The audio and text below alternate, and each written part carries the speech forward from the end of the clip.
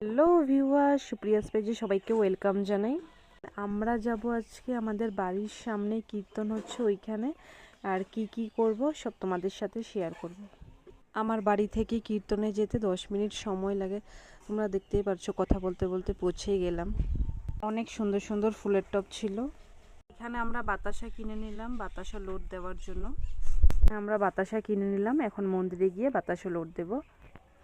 এখানে আরো অনেক কিছু ছিল, ভুজিয়া, বুরিন্দা, খোরমা, আরো অনেক কিছু ছিল, বাট আমরা এখান থেকে আর কিছু নিই না। আমরা মন্দিরের ভিতরে নিয়েছি, এখানে জুতো রেখে দিয়েছি। এখন আমরা মন্দিরের ভিতরে ঢুকবো। বনুকে বলেছিলাম, বনু আমাকে ভিডিও করে দিয়ে। মানে অনেকটা ভিড় ছিল, কারণ আমরা সন্ধ্যা আরতির সময় এসেছিলাম, তখন অনেকে ধূপকাঠি মোমবাতি জ্বালাচ্ছিল।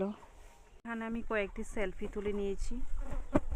এখন ঠাকুরকে নমস্কার দিয়ে এখন আমরা বাতাসা লোড দেবো। এই জায়গাটা অনেক ভিড় ছিল, অনেক মানুষে